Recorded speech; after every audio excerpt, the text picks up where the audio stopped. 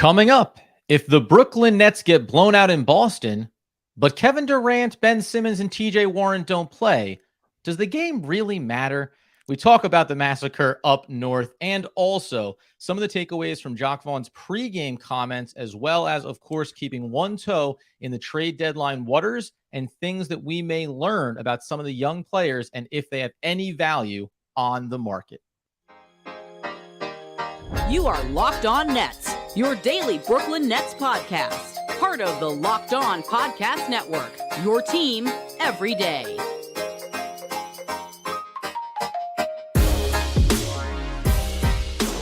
Brooklyn, yo. Yes, my friends, it is the Locked On Nets podcast right here on the Locked On Podcast Network. It's your team, the Brooklyn Nets, every single day. Over there, you're going to find Doug Norrie, owner-operator of DFSR, for all your daily fantasy sports rankings from DraftKings to FanDuel. He's got you covered. I'm Adam Armbrecht, breaking down the New York football Giants all off season long with my boy Andy Mack. We thank you for making us your first listen today. We're free on all those great platforms, and tell you that today's episode is brought to you by Prize Picks. First-time users can receive a 100% instant deposit match up to $100 with promo code Locked On. That's prizepicks.com, promo code Locked On. And Doug, there's really maybe not much to say, but I think we do have some vibes coming out of this game up in Boston, what will go down as the 10th straight loss, including last year's playoff sweep to the Boston Celtics by the Brooklyn Nets. Well, it wasn't the worst loss in Nets history. Take that 1978 Nets who lost to the Rockets by 52. 139, total losers. So it ends up not being the worst one. It's not going to go on the books as the worst ever. So, Kyrie Irving, Seth Curry, and the rest of the group can hold their heads really high here. They're not going to go down in infamy when it's all said and done in worst losses. Worst loss in a long time. Yeah, this was terrible. I mean, this was over in the first 2 minutes. We were texting each other within 2 minutes of this game going, when's the earliest we should start here? It's over. There's no way they're coming back. Like, Boston is just completely annihilating them. You're right. Like you said at the beginning, it continues a theme of the Nets not being able to beat Boston. At least there were some other games where they kept it close. This one was not the case.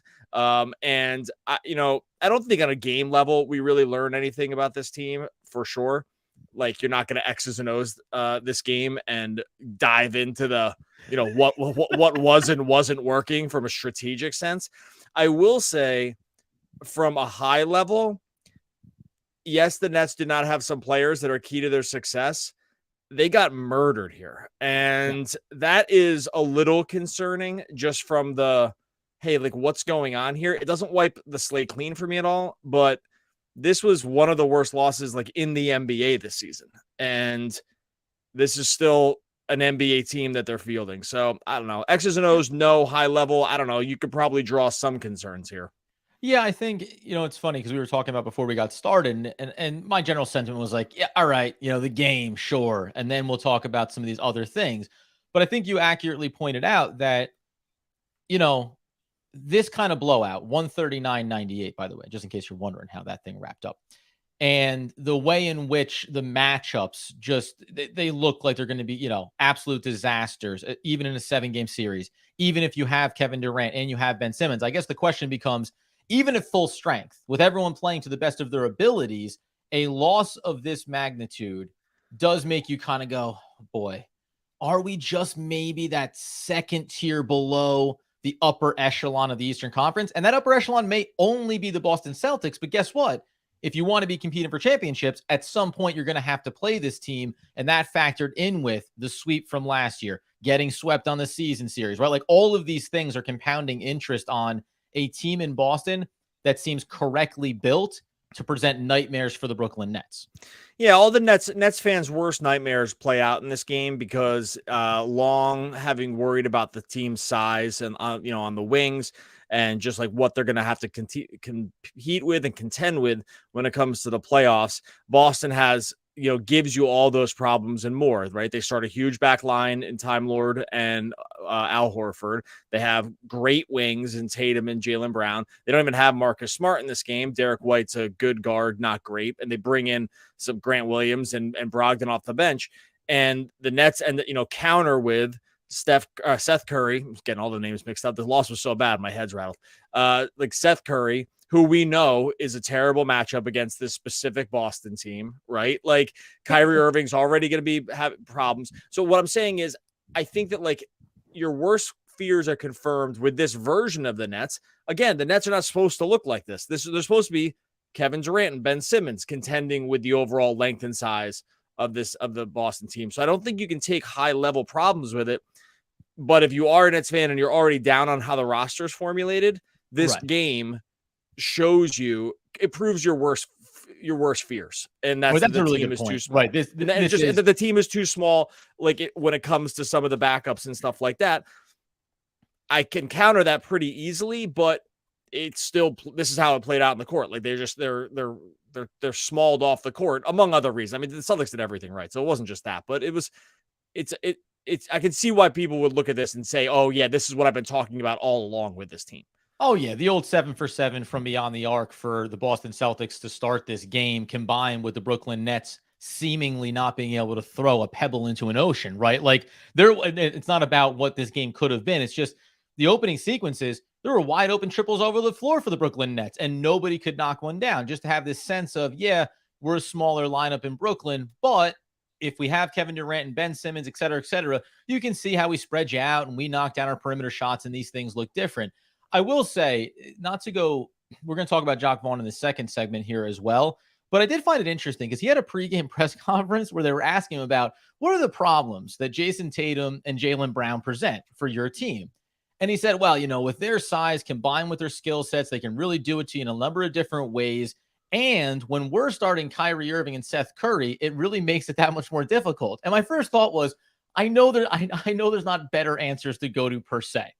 But I did find it somewhat comical that Jacque Vaughn was like, yeah, it is a nightmare for Seth Curry to be out there in the backcourt with Kyrie. And he goes, you know what? We're going to go ahead and we're going to start Seth. Like, it just seems odd. Now, again, what are you going to? You're going to insert Yuta Watanabe into the starting rotation. You're not going to a Markieff Morris, all these things we talk about, right? But it was just that kind of thing where at that point, I do have a little bit of, I think, a couple of days off here. You don't have to worry about rest, etc. But it's almost like, dude, like then take the scheduled day off. Don't bother with any of the starters in this game because you're kind of going in with this mentality of accepting we're already depleted. They're really good. The matchups are brutal. We're going to get absolutely pummeled here. And they did.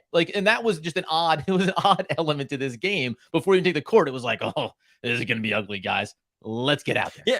Yeah, it is weird. I mean, I guess that you could counter with a few other things, like if you want to start Sumner or something like that. You're just gonna like at this point. Look, when you don't have Durant, when you don't have Simmons, you just are gonna be in a spot. Like there's a reason certain NBA players are kind of like role players. It's usually because they can do one thing pretty well, and then they have deficiencies in a bunch of other areas, right? Like that's why they're role players and not stars. And so it's not like teams are just gonna be packed and chocked full of dudes who are super long and can do everything on the court. Those guys are the superstars, and the rest of them are, sort of moving parts around the league. The Nets are in the spare part category here at this point with, Seth Curry's an elite 3-point shooter. He's going to get run over on defense because he's too small. Okay. We understand this. Like Harris has clearly lost a step, like in terms of like, I don't know if it's injury or whatever it is.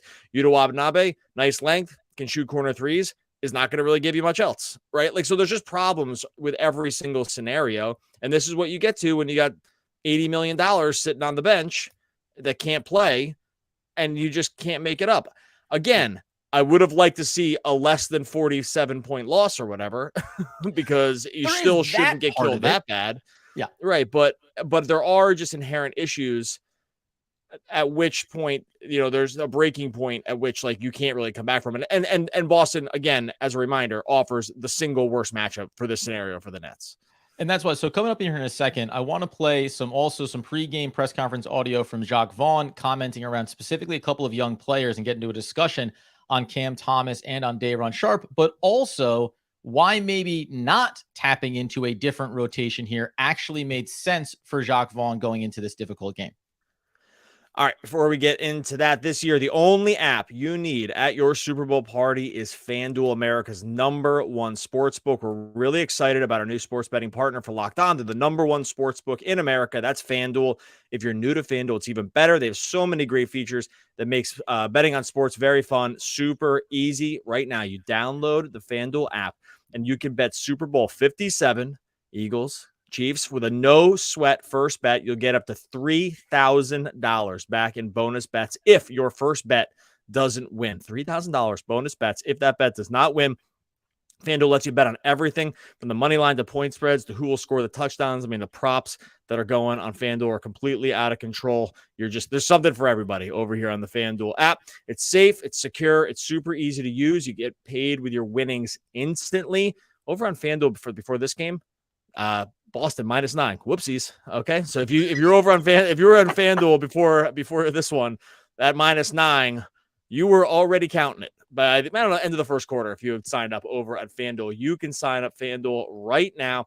You use the promo. You go to FanDuel.com/locked-on to claim your no sweat first bet on Super Bowl 57. That's FanDuel.com/locked-on. Make every moment more with FanDuel, official sportsbook partner of the NFL.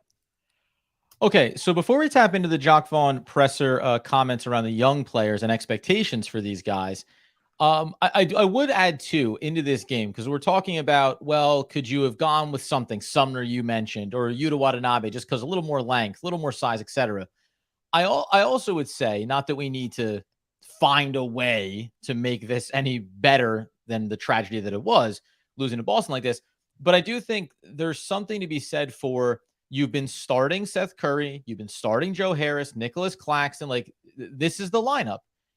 And to turn around and almost say, going into the game, I don't have any faith that my starters right now could do anything against this team. I might as well flip the script. Like, I think there is some value if you're Jock Vaughn and saying, these are the guys we roll with, and we're going to see how it goes. Now, ideally, you're not losing by 40 points in the first quarter, and that feels like the right decision.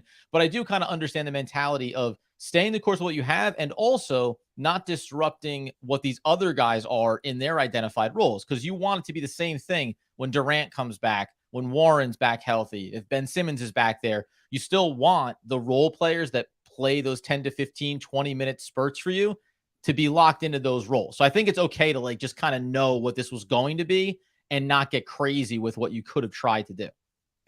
Oh, yeah, totally. I don't think you're not going to flip around, especially with the veterans like Harris and Curry and guys like this. You're not There's like a respect right. thing there, right? Like you're the guys. Yeah. I think maybe like the pregame presser is giving them like a pregame out, for like what's going to happen, like sort of seeing the writing on the wall. And it's like, hey, this is just the problem here. We're not going to overcome it. I think the admission would be, we don't have a counter, like we said before too. It's like, this is just a problem. And it's just a problem. Like, if you play someone that's much better than you, you don't have a counter. It's just the case. They're just much better. Like, that's just what the case is going to be. So there could have been a little like sort of pre-planning on that.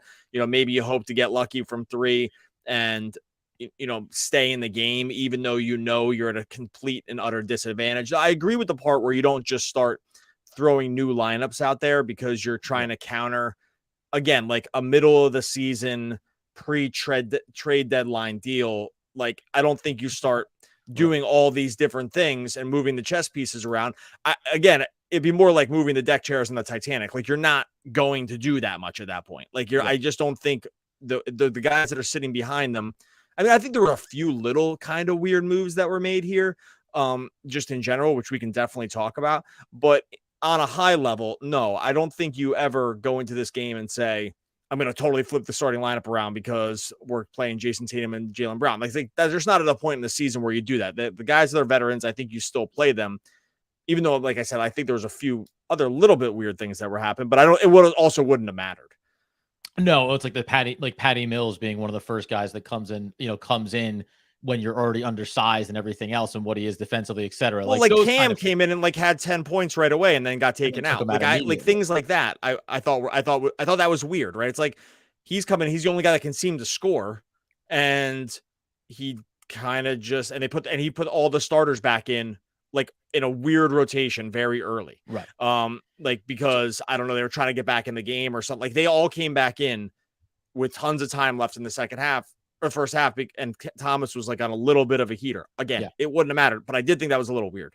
So that actually, but by the way, one of the best in the business. They call that a segue, my friends, or a transition, whatever you want, because it's about 50 seconds here from Jacques Vaughn. He was asked about expectations around Cam Thomas, Day'Ron Sharpe, young players when it comes to what Jacques Vaughn is a head coach looking to see from them, and maybe why more opportunities and consistent opportunities haven't been found for a couple of these young players on the roster. And tonight's a great example when you see Cam Thomas go off the way that he does. This career, have you changed some of your habits? Are you treating this like a professional a job? It's no longer you're getting paid for it. So there's some responsibility that goes along with that. The preparation when you're not playing. And for both guys, Cam hasn't spent time in Long Island, but Day'Ron has. And so his ability to translate some habits when he's with Long Island and then get called upon and produce for Brooklyn is, those are the things I look at. I'm going to cut it off there. So at the front end of it, it's a little bit clipped there. He's just talking about the expectation. You're professional. You're being paid now. He goes on and discusses a little bit just about supplements, vitamins, routine, showing up early, staying late.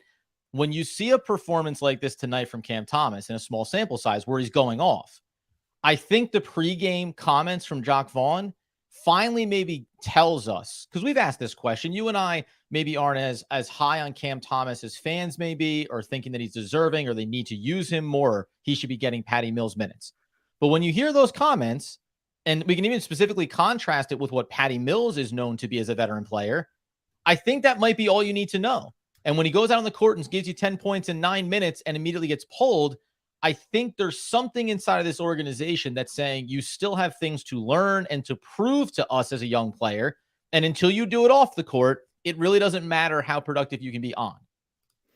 Yeah, I mean, it starts to shine a little light because we were always a little curious around the minutes, and he was buried. And there was a run where he was playing a little bit earlier in the season, but it does not seem like that was kind of like when Kyrie was out, and it just doesn't seem like he's part of their short-term or really long-term plan. I know the minutes have come around a little bit more lately. That's mostly because if they're just so buried on who they can even run out there that like everyone's getting to play recently.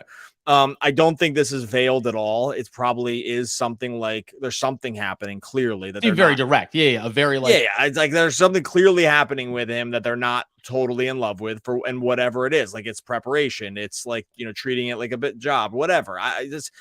Vaughn gets sort of specific. It gets really specific without being totally specific, right? It's like without talking directly about one person.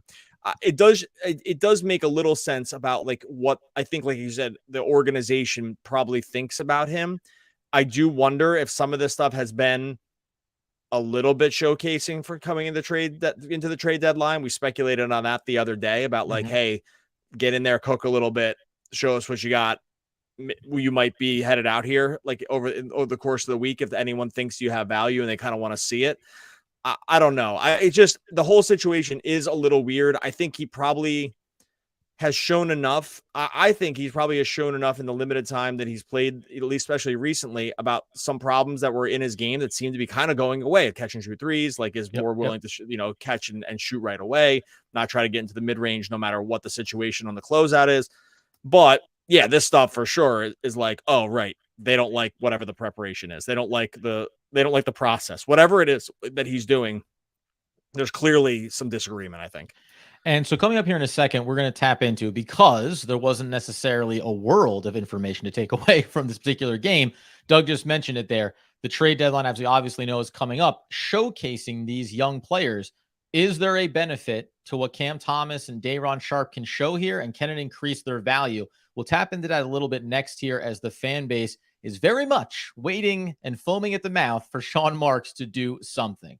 But before that, we're going to let you know about our friends over at Prize Picks. Why? Because rather than going up against all the different people in those fantasy waters, why don't you go ahead and give yourself an opportunity to take on 2 to 6 players, excuse me. And if they go over their Prize Picks projections, you can win up to 25 times on your money. No going up against the wide pool, just you against the numbers. No competing against other people, just those projections. Prize Picks offers projections on any sport you can watch, including NBA, NFL, MLB, NHL, PGA, college football, and any other sport you can almost think of, my friends. You're going to want to go ahead and download the Prize Pick app or go to prizepicks.com and sign up to play today for daily fantasy sports. First-time users will receive a 100% instant deposit match up to $100 with promo code LOCKED ON. And Doug, after a loss like this, I could also use something to kind of quell my hunger for a win. Well, I'm going to make myself feel better because I was feeling really bad about this game and in general, but I'm going to make myself feel better right now because I'm going to tell you about our friends over at Brooklyn Borough. Look, this is the best Cali Mexican food in the Brooklyn area. Point stop. This one is easy. We've been there. We've hung out with our guy, Pepe. There's so much care, so much love that goes into this food. It tastes amazing. San Francisco Mission District burritos, off the charts, killer tacos, the bowls, the quesadillas. It's under a mile from Barclays. You can go over there if you're a Nets fan, whether after the game or not. Very easy to get to in the area in Brooklyn, and it has all of the Mexican food that you could ever dream of. 922 Fulton Street. The fresh meat's prepped, it's seasoned, grilled to perfection. They have a salsa bar to absolutely die for. Had to rip Adam away from the salsa bar before it was all said and done. Fair and affordable pricing. It's great value. Cervezas, margaritas. Brooklyn Borough at 922 Fulton Street. Map it out. You go in there, Locked On Nets fans. You're going to get a free baby burrito with the purchase of a Mission burrito. All you got to do is you tell them you're a Locked On Nets fan when ordering. It's going to make them smile. It's going to make us smile. You tell Brooklyn Borough you're a Locked On Nets fan. You're going to get a free baby burrito. You purchase a Mission burrito. That is what we call the win-win. 922 Fulton Street, Brooklyn Borough. Order, unwrap, enjoy, unwrap more, finish, come back, smile. Brooklyn Borough, 922 Fulton Street. Grab that burrito today. Pepe, send salsa. God, man, I can think about the salsa right now. Anyway, I won't talk about the meal that I wish I was eating.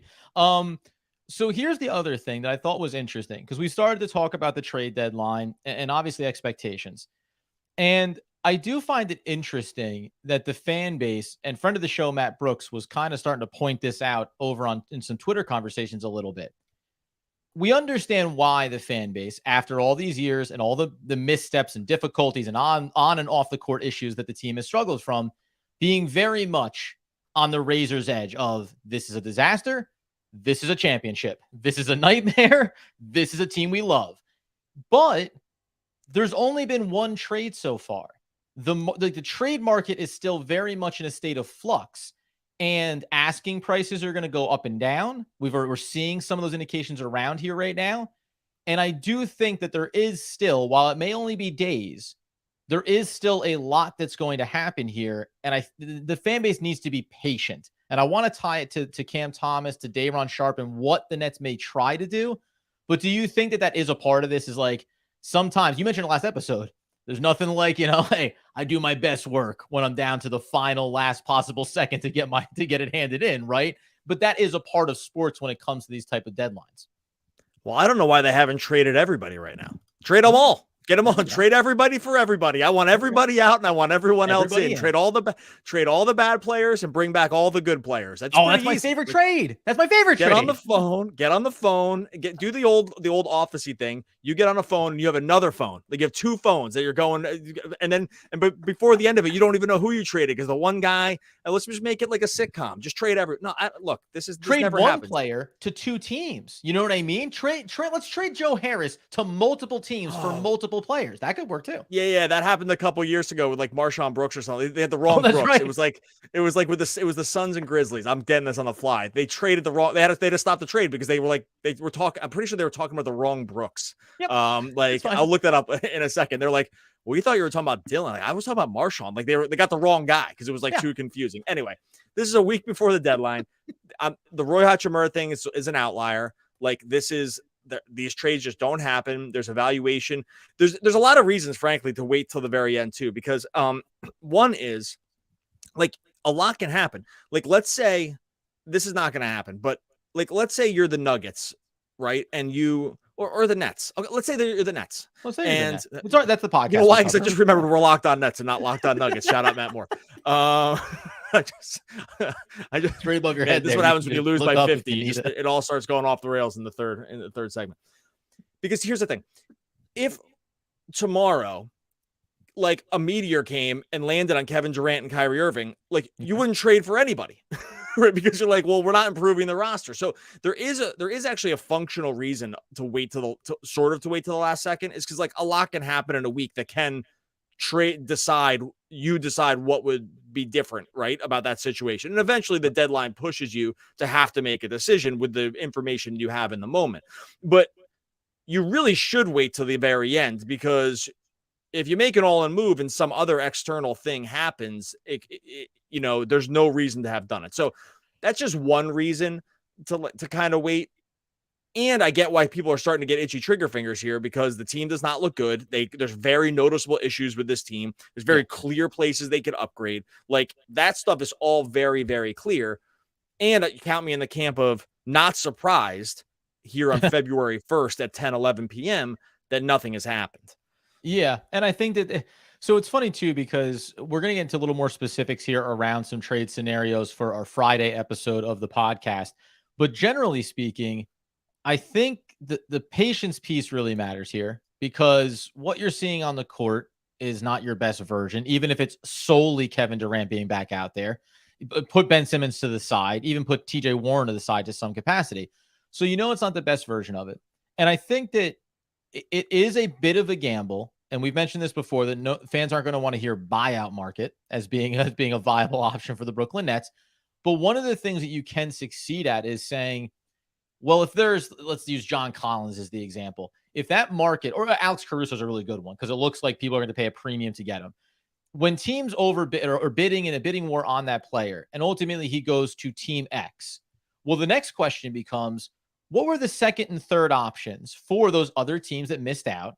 Are they going to go down that road to get someone? Or could Sean Marks and the Nets kind of be in the waters of, hey, okay, the big acquisition got taken off the table, and anyone else that's looking to dump a player, that wants to move somebody, pick up an extra second round pick, we may actually be able to operate at a little bit of a lower cost market than if we're in on some of those high profile guys. And for whatever it's worth, successes and failures for Sean Marks, I think playing it close to the vest is a smarter move for this team right now with everything they're dealing with, as opposed to putting out a vibe of like, hey guys, we're pretty desperate and there's almost nothing we wouldn't do to get that guy, because then the limited things you do have, you're going to end up sacrificing.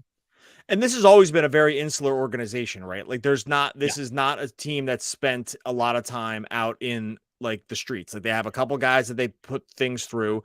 A lot of the stuff has been like generally surprises, like even down to the Simmons Harden thing last year, which was as high profile as it gets. And that was not totally clear that was going to happen. Like, that one, Steve Nash famously was like, James Harden not going anywhere. What are you talking about, fellas?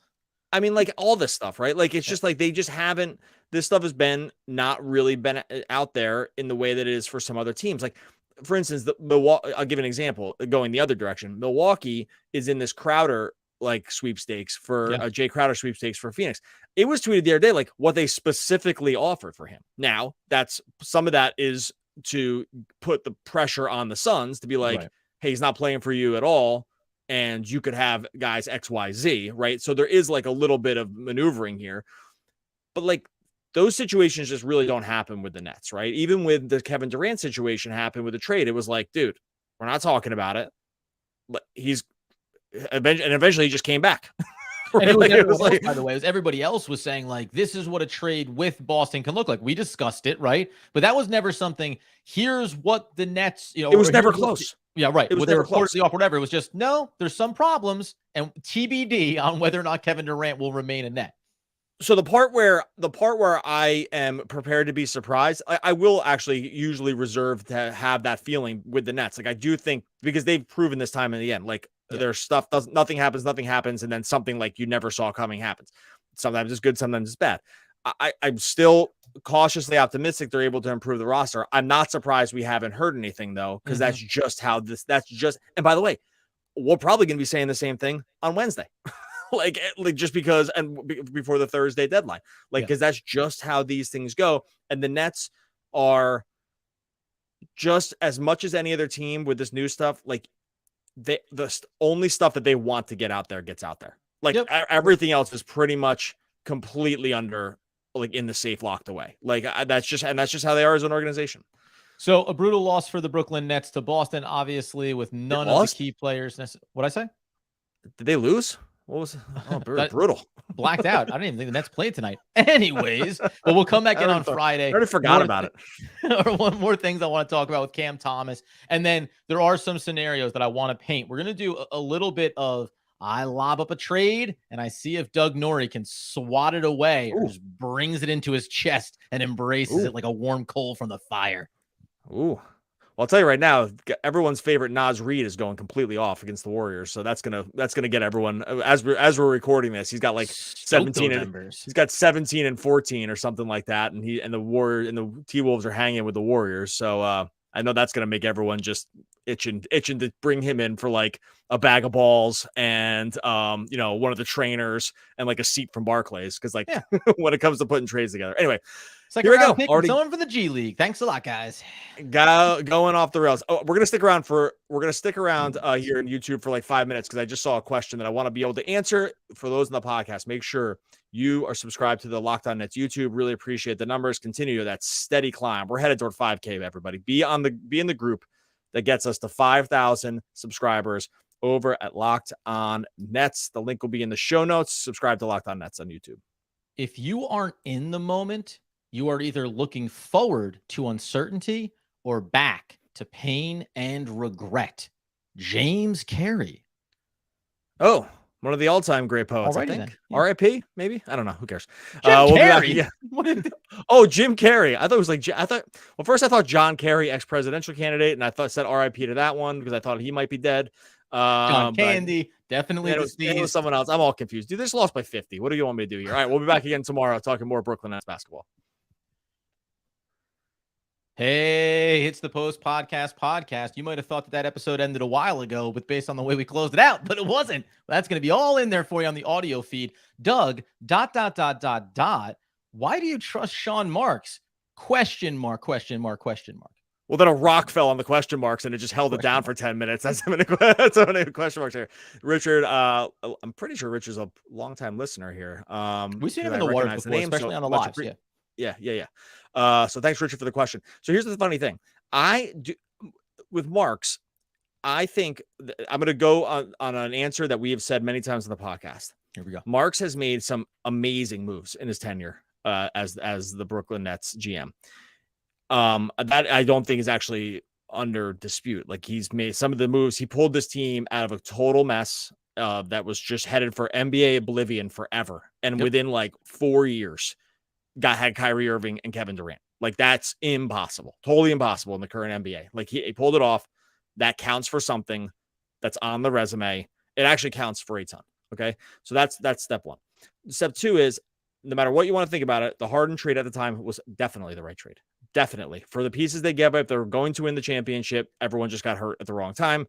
I think you still count that. Now, the problem with Marks is he has some very high profile W's. He has some very high profile losses, and that have to count against them.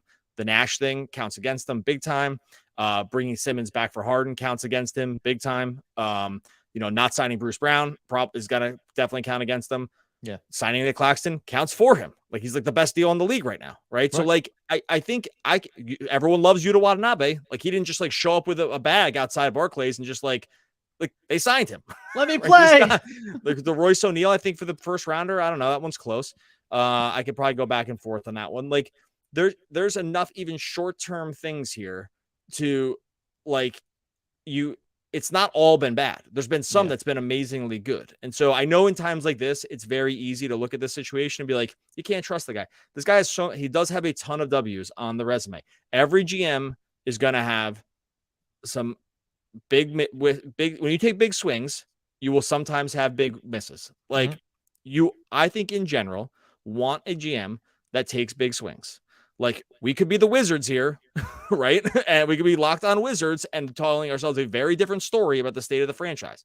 It's not the case. That is a team that takes some big swing, all the wrong swings, and they're just going to be like in the play-in for the next 10 years, right? So I think you have to, the fact that they're even in the championship discussion and they are, counts for him in a major, major way.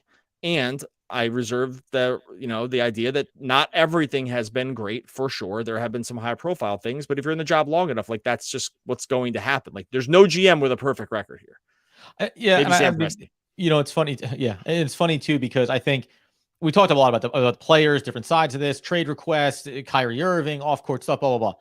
I think that everything in Brooklyn has been volatile enough over the last handful of years that and this goes for Kyrie Irving, it goes for anything Kevin Durant's ever done, and Sean Marks, that you kind of get, everyone gets a little bit of latitude around where the expectations are versus, a hard grade around you've had a perfect, consistent situation, and I can just tell you what the results are and if it was good or bad.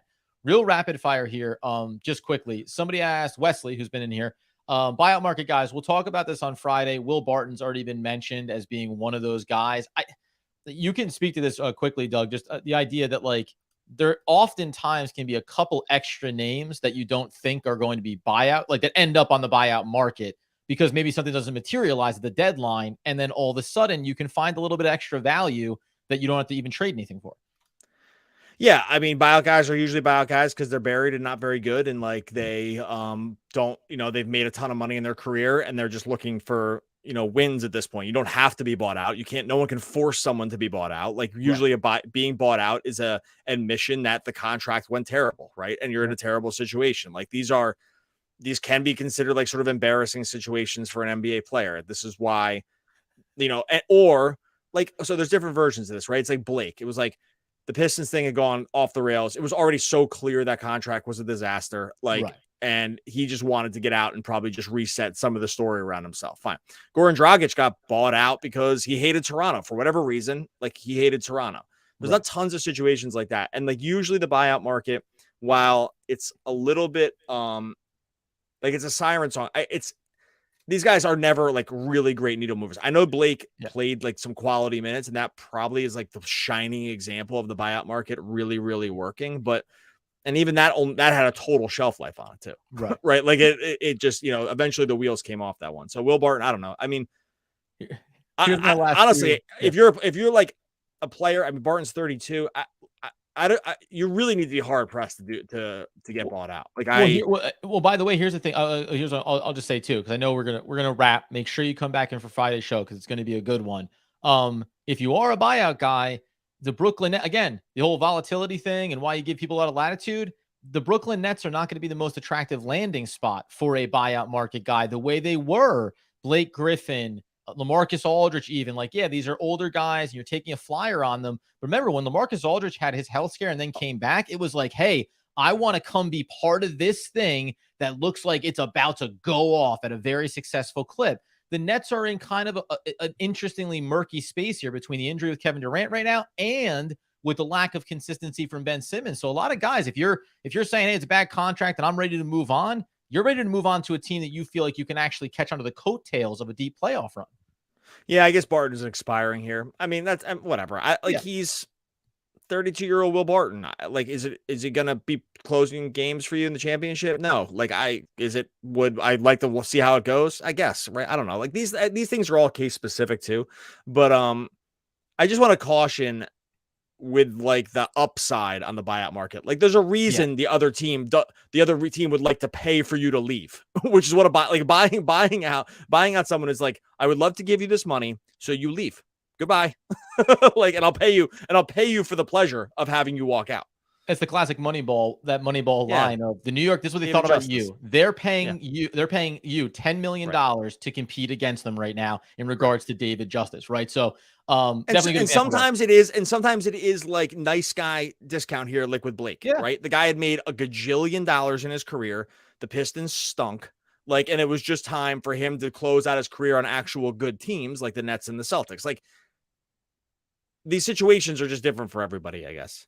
Just a couple quick things before we get out the door. I'm not laughing at one for throwing this out there, but Joe in a first-round pick for Caruso, Patty in a second-round pick for Nas. Neither one of those deals is enough to get those deals done. Chicago, I think Minnesota just might re-sign Nas Reed. I don't think. And you know what's funny too? I will say, because it's been rumored.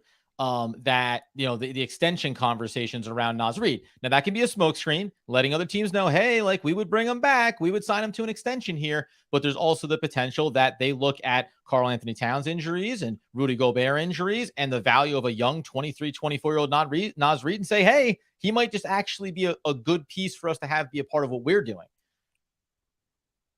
I want to make sure. Sorry. Real quick. Yeah. No, you're all good. I know you're checking something out. So much of the playoffs is matchups. Boston struggles against a healthy Bucks Heat. We struggle against Boston. Sixers match up well with the Bucks. All about matchup. Yeah, and I bring this one up from Khan because it's true, and you can make the case that the Nets have oftentimes been on the wrong side of how the matchups break down. Right? Boston is just built to be a really bad matchup for the Brooklyn Nets this year and last year, right? Like, it's just, there are certain teams that present those issues. I think that I look at like the Sixers differently than I did 2 years ago against the Nets. Now Boston, this is the team, and they're constructed the right way to be a real problem, probably for everybody, by the way, but specifically for Brooklyn in a lot of matchups. Yeah, I mean, I think the Nets, again, judging the Nets by tonight's matchup is not a good one. Judging the Nets by, if they have a healthy Simmons and a healthy Durant on the court and against Boston, it looks totally different. Like, you're missing, I mean, definitely Durant. Like, so, and then whatever, the dream of Simmons in his best form, the situation looks totally different. They're much easier to guard the wings. Like, those guys just aren't able to just pull up 3-pointers over smaller guys. They aren't able to get them into bad switches. Like, it just all changes. It's all different. So I think that the Boston matchup is like not even that bad of one if the full version of the Nets is here. It's just not. I mean, this just was so far from that version that it's like laughable. And the game ended up being laughable. All right, we're going to get out of here. I'll just throw out one last shout out here to Dimitri, who was saying, do you think that Kevin Durant will pull the same kind of thing that he did last summer, this offseason? And I know he's probably not saying it negatively, but hey, yeah, guess what? If you don't do enough, we're going to look to move on. The one interesting thing, I only bring this up, and we won't talk about this much heading to the deadline. This is an offseason thing.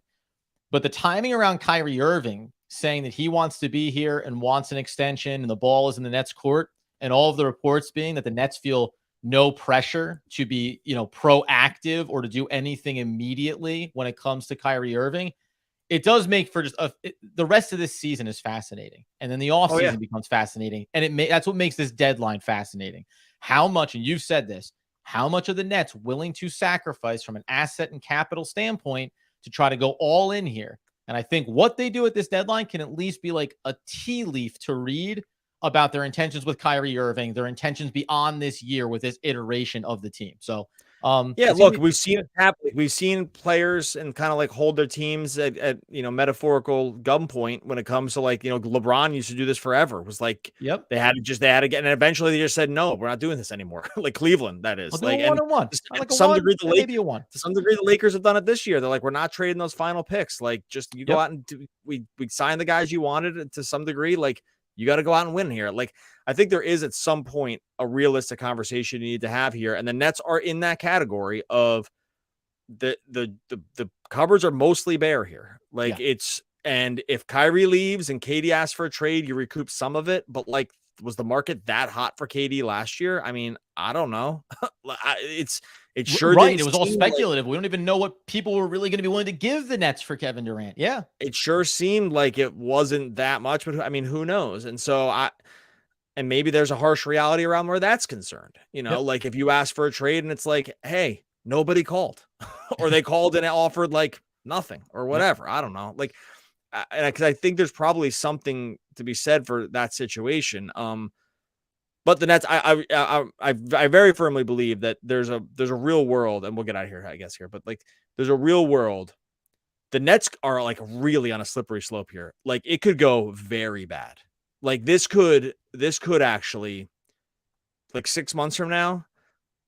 I don't think it's like likely, but there is a world where we're like, oh my God, like. The teams be bad for like 5 years. That is, I think that's on the table.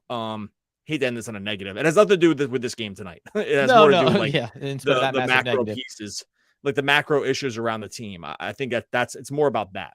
Yeah, 100%, man. Listen, after losses, we know it's brutal. We struggle to get the energy built up to have these conversations around the team. So everyone that came into the live, we really appreciate the comments. We really appreciate it. Again, Friday's episode, if you're into the deadline, you're into some conversations, you're into Doug shaking his head and having a hard time wrapping his head around all the stuff that I'm throwing out at him from trades the Nets could execute, be sure to tap into that one. And we will be back again next time talking all things Brooklyn Nets basketball.